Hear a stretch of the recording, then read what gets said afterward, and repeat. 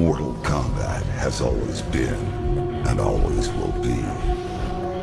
For millennia, the forces of good and evil have been locked in eternal battle over the control of Earthrealm. Some seek to use the tournament to destroy all that is good. Others seek vengeance, power, or eternal life. Time after time, each individual threat has been vanquished, and Earthrealm has enjoyed relative peace for many years. But there is concern that Earth is once again in peril. And this time, the threat of evil has two faces. It is now known that the sorcerer Quan has escaped from the Netherrealm. Since his escape, Quan has unlocked the secret of the ancient runestone, discovered the ancient undefeatable army of the long-forgotten Dragon King, and most disturbing of all, formed an alliance with one of our deadliest enemies, Shang. With their combined strength, they plotted to overpower the only two beings who could prevent their total domination of the two realms. The first was the Emperor of Outworld, Shang.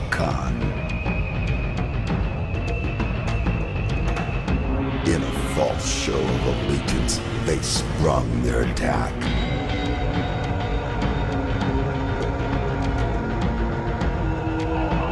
They then traveled to Earthrealm by way of a mystical portal known only to sorcerers and deities.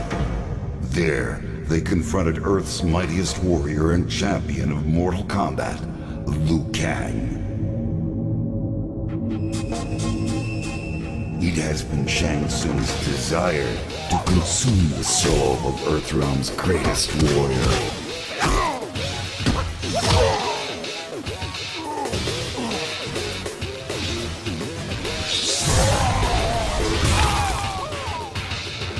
With Quan Chi's assistance, he achieved this goal.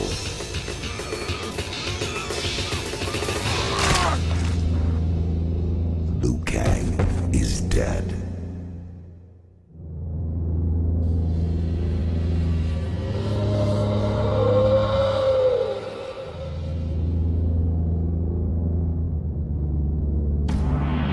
They have since returned to Outworld and are using the souls of conquered warriors to resurrect the Dragon King's undefeatable army. Should they succeed, they will have the means to conquer Outworld and eventually Earthrealm. They will be unstoppable. I can no longer stand idly by and watch this evil consume the world. I have relinquished my status as Elder God to return to Earth and lead you all to battle against our old adversaries. We must act now. We must stop this deadly alliance. What's up, YouTube? Welcome back to the studio. So first and foremost, guys, I want to thank every last one of y'all. I reached 1,000 subscribers. Now, I know that might not be a big feat to, a lot of you guys that be watching like PewDiePie and all them who got like 1 mil, but hey, it's a start and it's getting me to new heights. But I decided, why not give them a video where I started off at, and that was with Mortal Kombat and Pokemon, but mainly Mortal Kombat. So I'm gonna go through each Mortal Kombat video game, talk about the story, where it lands in its timeline, and if it's worth going back to play or not. Now, you're probably asking yourself, why are you starting off with Deadly Alliance? That's like the 5th game in the whole series of like, there's 4 games before that. Well, Deadly Alliance is the first Mortal Kombat game where the story I actually did pay attention to when I was younger. Mortal Kombat 1 through 4, not so much, because I was just playing the game just to be playing the game. But when Deadly Alliance came out, and I actually got to own Deadly Alliance, because 1 through 4 I didn't really own. Well, I did own 1 and 2. I didn't get 3 nor 4, so I couldn't really, plug the stories together until I got a little bit older. But when I got to own Deadly Alliance, that's where I actually got to pay attention to the story. So what we're going to do is we're going to dive into Deadly Alliance, and we're also going to talk about the characters, the gameplay, play the endings for you guys, and tell y'all which ending was actually canon and what led up to the next game, which is also my all-time favorite Mortal Kombat game, Deception.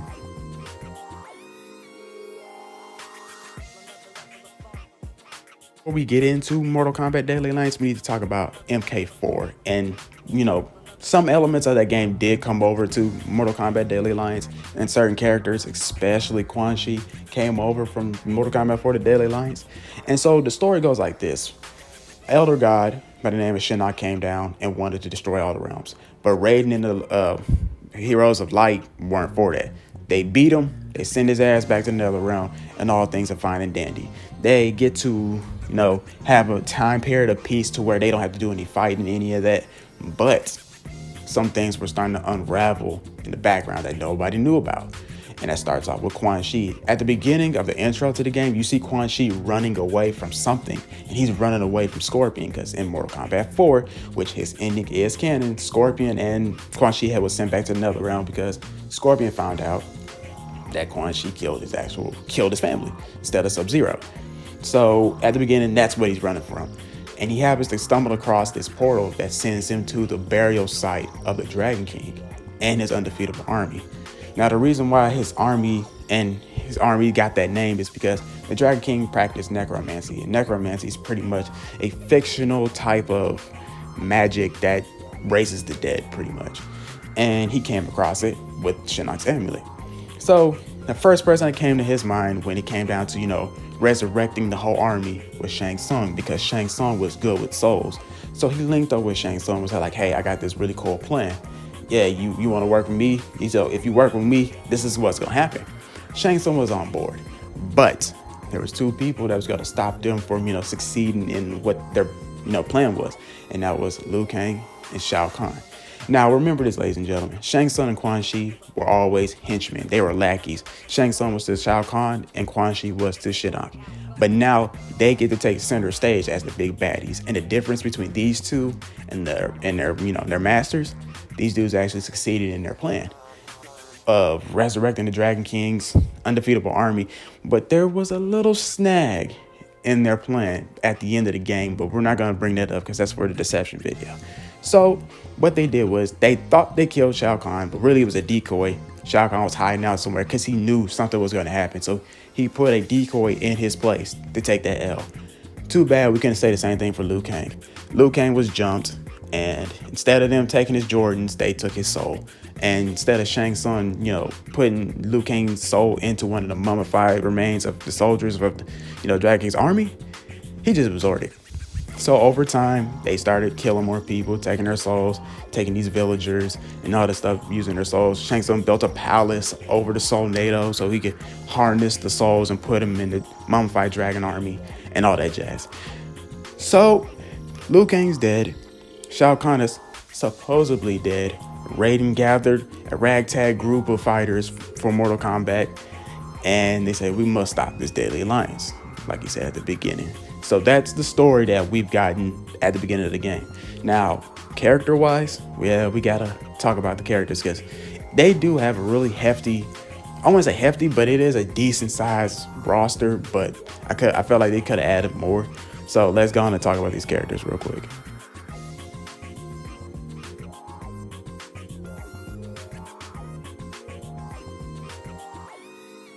Now with Deadly Alliance coming back, it had a playable roster of 21 characters, 2 unlockable secret characters, and 1 non-playable character. The new characters was Blaze, Bo Raicho, Draman, Frost, Zhu Hao, Kenshi, Li Meng, Vivado, Mocap, who was a secret character, Moloch was the character that you can't play, and Natara, probably one of the coolest, newest characters that they had added to the roster. Now returning characters are Cyrax, Jax, Johnny Cage, Kano, Katana, Kung Lao, Quan Chi, Raiden, Reptile, Scorpion, Shang Tsung, Sonya Blade, and Sub-Zero. Now the cool thing about this game that I did like is this is where they started doing the 3 fighting styles, where each character had 2 fighting styles and a weapon.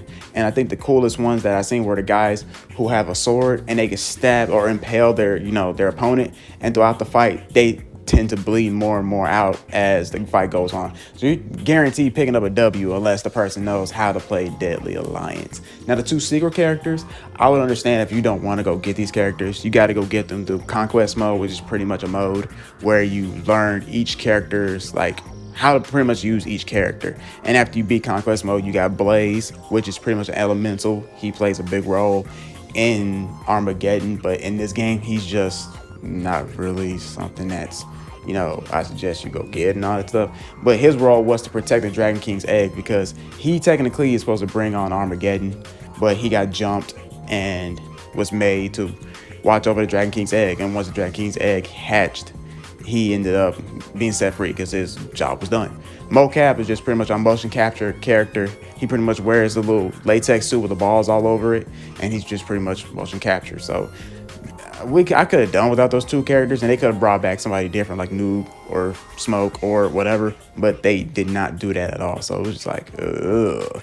Now, most of the characters you can unlock through the crypt. You'll start off with like half the roster. I think half of 21 is what? Shit, I don't know what the half of 21 is. I'm not about to do the math. But you can start off with half of the characters, and you end up getting them through the crypt. And that's pretty much earning the in-game currency, going to the crypt, getting lucky, and hopefully you'll find the character that you needed. I would get pissed sometimes when I was a kid when I go get these coins and I'm thinking, okay, this has to be a character. This has to be a character. Oh, it is a character. It's just an alternative costume. So you can't really play them until you actually unlock them in the crypt. But like I said, some of these characters were hit or miss. Like Zhu Hao was a miss. He was a total miss because everybody hates him. But I felt like they could have fleshed out his character better, because how you gonna make a character and then sit there and say, I hate this character? Then why the fuck did you make him then? Like, that makes 0 sense to me.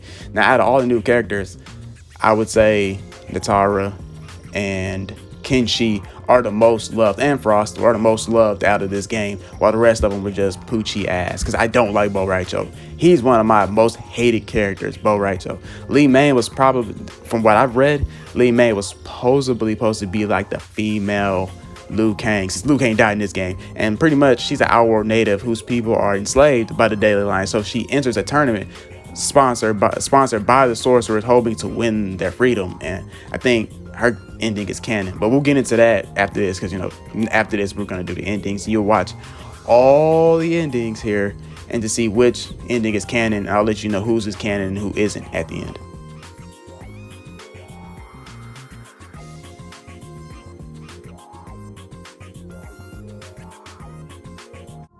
The hunt for Quan Chi had led Scorpion to the palace of Shang Tsung. Scorpion entered the palace through a hidden passage. As he made his way through the lower levels, he was discovered by the 2 Oni he had previously encountered while in the Netherrealm. Shang Tsung had secretly allied with Moloch and Draman as a backup defense against Quan Chi. The 2 Oni had been hidden in an underground chamber and were periodically fed mortals to keep them satisfied. Scorpion fought well, but was overpowered by Moloch and Draman. Although they could not consume the ninja Spectre, they devised another means for eliminating their foe that would satisfy their cruel nature. The Oni brought Scorpion before the portal to the heavens that Shang Tsung had tapped as a source of limitless souls. They hurled him into the Solnado, and his hellspawn body was ripped apart by the purity of that realm.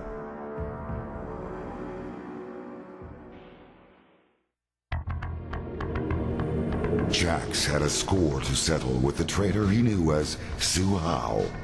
Now revealed to be a member of the Red Dragon, Su Hao had infiltrated the Special Forces Outer World Investigation Agency and destroyed it with a miniature nuclear weapon. Making good on his promise, Jax eventually caught up with Su Hao and ripped the implant from his chest in retribution. Su Hao died a most painful death.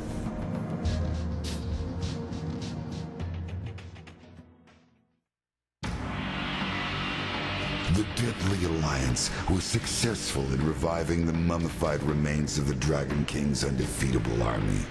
Shang Tsung, however, began to realize that his relevance in the partnership had evaporated once his talents for soul transplantation were no longer needed. The balance of power within the Deadly Alliance had seemingly been undone. Fearing betrayal, he secretly instructed Kano to steal Quan Chi's amulet in an attempt to gain control of the army. Since part of the soul transfer spell included the command to obey he who possesses the amulet, the army would obey only Shang Tsung and not Quan Chi once the amulet was in his possession. Amulet in hand, Shang Tsung revealed his betrayal to Quan Chi and commanded the army to destroy the sorcerer. Shang Tsung would succeed where others had failed. He would conquer the realms. He would conquer Earth.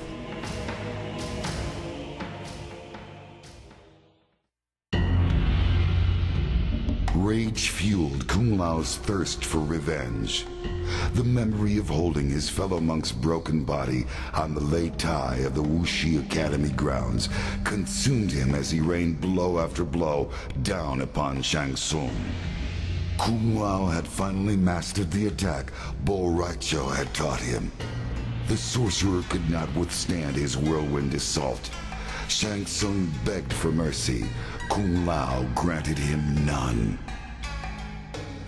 Upon his return to Earthrealm, Kung Lao stood before the modest shrine to Liu Kang, which had been erected by the Wuxi initiates during his absence in Outworld. He lit a stick of incense and placed it among the others already burning there. He bowed his head and prayed for safe passage to the afterlife for his friend and brother. With Shang Tsung's death, Liu Kang's spirit could rest peacefully. Earthrealm was safe once more, but at a terrible cost. The work of the White Lotus Society had become more important than ever.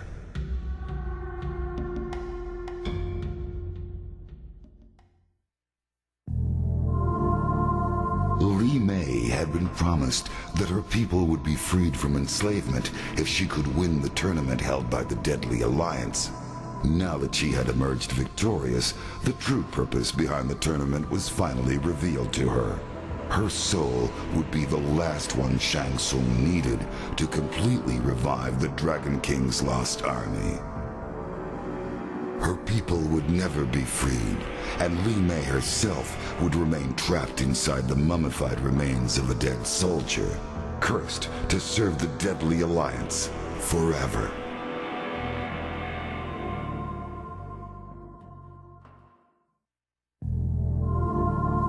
Kenshi had finally caught up with Shang Tsung in Outworld. Years ago, Kenshi had been manipulated into releasing the souls of his warrior ancestors. Shang Tsung had consumed those souls and left Kenshi to die in the tomb. The ordeal left Kenshi blinded, but the sword of his ancestors led him out of the depths. To redeem himself, Kenshi had vowed to free his ancestors from their captor. He cut Shang Tsung down with his ancestral sword, and a blast of souls was instantly released. The spirits of the warrior kings re-entered the sword as Kenshi held it above his head. His duty fulfilled, he could now return to Earthrealm.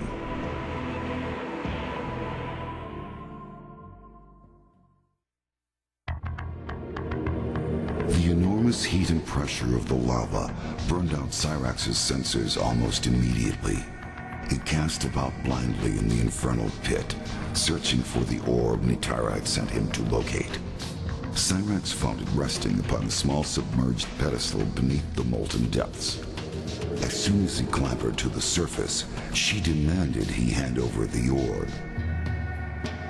Nitara had promised to return Cyrax to Earthrealm once the orb had been retrieved. Taking her necklace in hand, she uttered a mystical incantation. A swirling portal opened around Cyrax had he only had time for a solemn bow before he was swept into the gateway.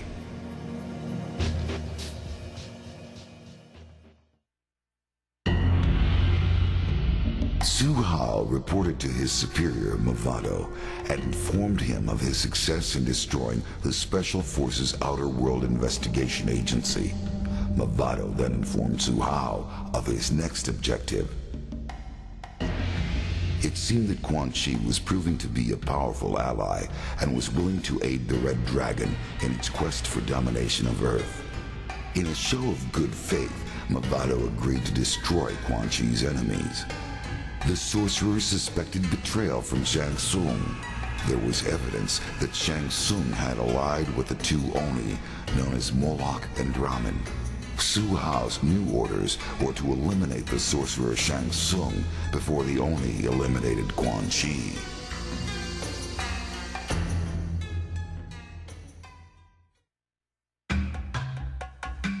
After the destruction of the Deadly Alliance, Sonya searched for the missing Special Forces agent Kenshi. She finally discovered him badly beaten and near death, apparently from hook-like wounds in his ribcage. She managed to return him to the rendezvous point where I transported them back to Earthrealm. Upon her return, Sonya was promoted to General and given a choice of command.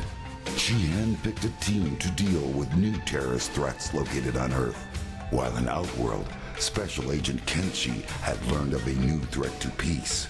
The Red Dragon had awakened.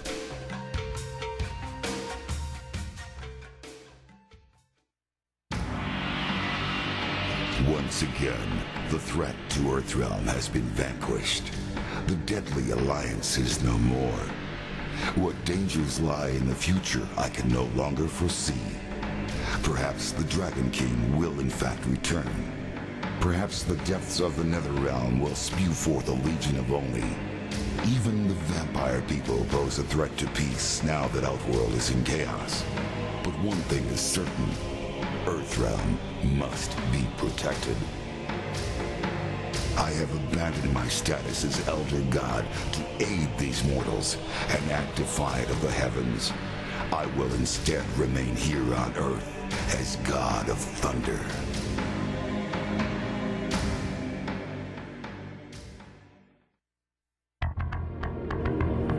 As they traveled back to the portal that would return them to Earthrealm, Sub-Zero revealed to Frost that she had been an integral part in the destruction of the Deadly Alliance, and that he was proud to have her as a member of the Lin Kuei clan. But unknown to Sub-Zero, Frost's true intention for joining the Lin Kuei was to become Grandmaster herself. She used her Ice Blast to temporarily immobilize him and rip the Dragon Medallion from his chest. As she held the medallion, she felt power surge through her body. Lacking the strength and discipline required to control the medallion's immense power, she was consumed by her own freezing ability.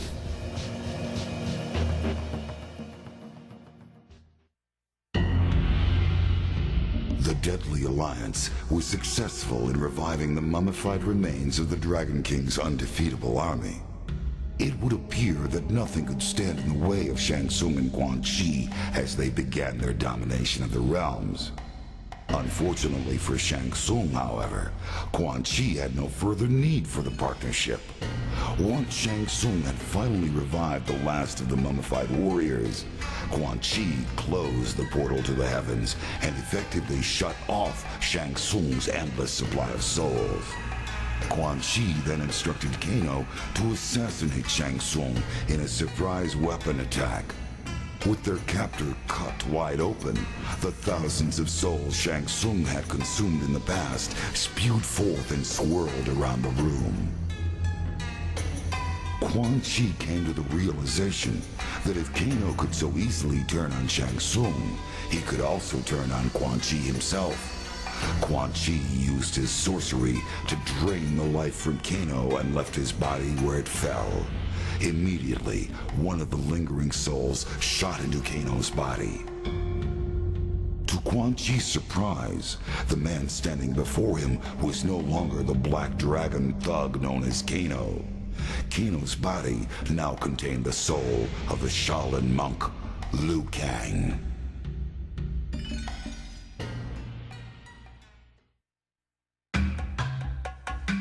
For many years, Movado's Red Dragon clan had been secretly engineering the destruction of their rivals, the Black Dragon. Through careful manipulation, Movado had used the Special Forces to unwittingly aid them in this task. In return for eliminating Kenshi for the Deadly Alliance, Mavado is finally granted his battle with the last known member of the Black Dragon, Kano. After a long, brutal fight, Mavado emerged victorious, and all traces of the Black Dragon had been erased. Impressed with the fighting skill and discipline of Mavado, as well as other members of his clan, Quan realized the potential the Red Dragon held for staging the eventual invasion of Earthrealm. In return for their continued assistance, he offered crucial information about a new threat to Mavado's Red Dragon clan, the Lin Kuei.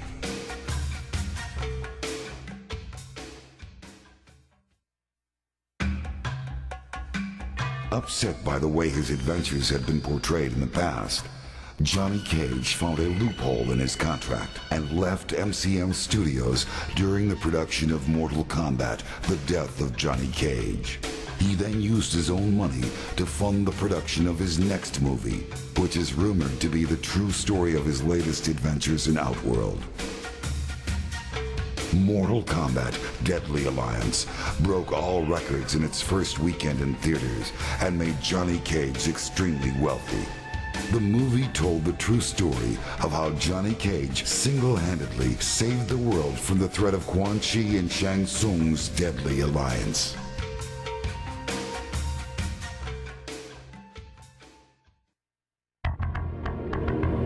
Kitana's longtime enemy Shao Kahn was dead, and the alliance between Shang Tsung and Quan was defeated with the help of warriors from Earthrealm. Although there was peace once more throughout the realms, all was not right for Kitana. Saddened by the death of Goro, she attended a ceremony in the Kuotan Palace to honor her fallen friend and ally. Following Shokan tradition, Prince Goro's body was lowered into the molten rock contained within the throne room itself. As Kitana said goodbye to her wartime ally, she also held a moment of silence for Liu Kang, and secretly wished he had joined her in Edenia so many years ago.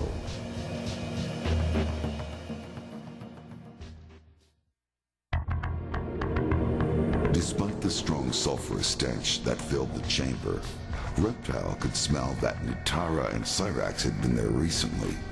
There was no sign of them now, except for some scattered glass shards and a residual trace of strong magical energies. His revenge would have to wait. Suddenly, an expectant hush filled the chamber as energy cascaded around what appeared to be a dragon embryo. The tiny dragon stretched, and the egg cracked. A beam of energy ripped out from inside and lanced into Reptile. His world was filled with a roaring power as his squamous body was twisted and transformed. The ancient prophecy had been fulfilled. The Dragon King had returned.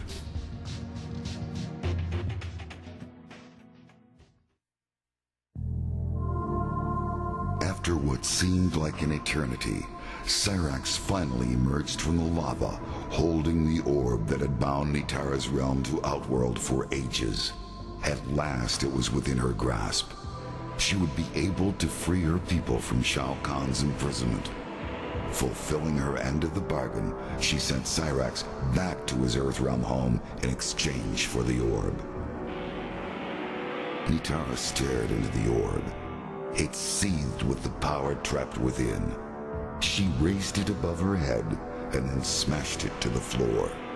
It shattered with an inhuman, soul-rending howl. Its horrible energy exploded away and tore her consciousness from her. She awoke later for the first time on her native soil.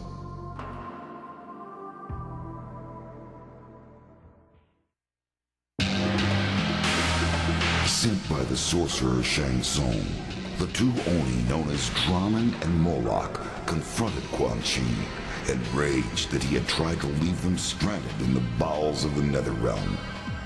In the battle that ensued, Draman leapt at Quan and both combatants stumbled into the inner sanctum chamber.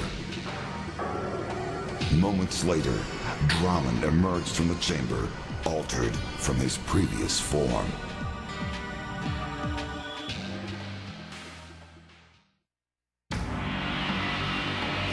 After defeating the Deadly Alliance, Sub-Zero returned to the new temple of the Lin Kuei with the severely injured ninja, Frost. A short time later, I visited the temple to commend him for his victory in Outworld and to express my gratitude for all his assistance.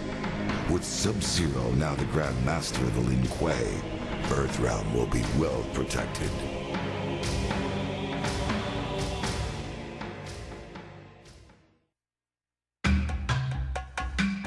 Boraicho looked gruff, but beamed inwardly. With their victory over the Deadly Alliance complete, he and Kung Lao had liberated Outworld from its latest threat. Despite the years that had passed since training his last student, his skills had proven useful once more. He was elated, but it would be inappropriate to express such emotions in front of his newest apprentice. Kung Lao invited his master to return with him to Earthrealm to teach more warriors at the Wuxi Academy. The success of his apprentice gave him renewed confidence in his training skills and, for the first time, a clear purpose in life. Boraicho offered only token resistance. He accepted the offer because the defenders of Earthrealm could certainly use his help, but more importantly, because Earthrealm's rice wine put Outworld's liquor to shame.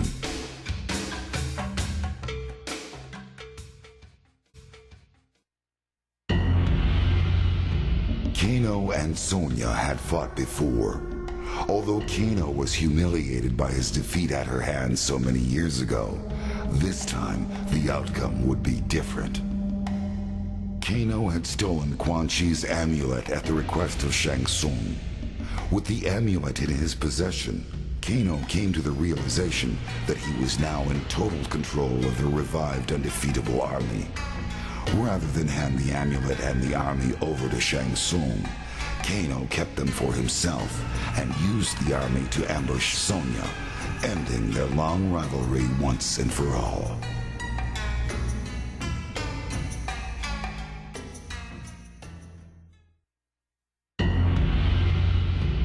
Having been enslaved through sorcery to guard the molten incubation chamber, Blaze was finally freed once the dragon egg had hatched. He then resumed the quest he had undertaken before being subdued by his captors.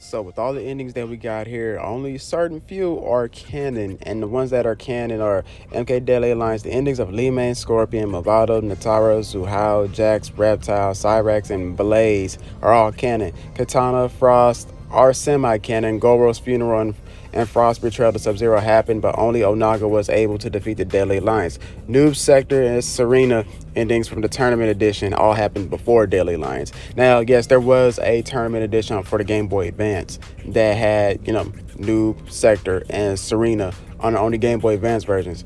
And we don't really talk about those because people don't even remember that they had a Deadly Alliance on the said Game Boy. So I'm not really tripping on that part. But those endings are canon. I do think Frost's ending for damn sure is canon because when it comes down to Armageddon, it does say that she was encased in ice in, what's it called? The Lin Kuei's little fortress. I forgot what it was called. I forgot how Armageddon went down when it came to Conquest. I'll be playing that later on this week just to figure out what the hell happened. But yes, that's pretty much all the endings. That's all the characters. That's pretty much the story to Deadly Alliance. And yes, spoiler alert, the Deadly Alliance actually win. This is the first time where at the end the villains win. And you'll see that as a reoccurring thing both in Deadly Alliance and Deception because the villains win. They win a lot.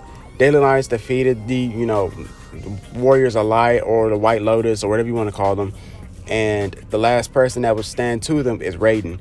They defeat Raiden, and then you'll see Quan Chi and Shang Tsung go up against each other. Now, Shang Tsung's and Quan Chi's endings are kind of somewhat canon because they end up turning on each other. But it's not the way y'all think they turn on each other like it does in their endings. Because to the points where they turn on each other, but then Quan Chi ends up beating the dog shit out of Shang Tsung, and that's when the Dragon King pops up. But I'll save that for the deception video. What did I miss? Did I miss anything? Was there something that I should have talked about in this video? Let me know in the comments below. Other than that, the next video will be the first Mortal Kombat game. I did this Mortal Kombat game first because this is the first Mortal Kombat game where I actually did pay attention to the story when I was a kid. So other than that, I love y'all. I appreciate y'all getting me to 1,000 subscribers. Other than that, peace.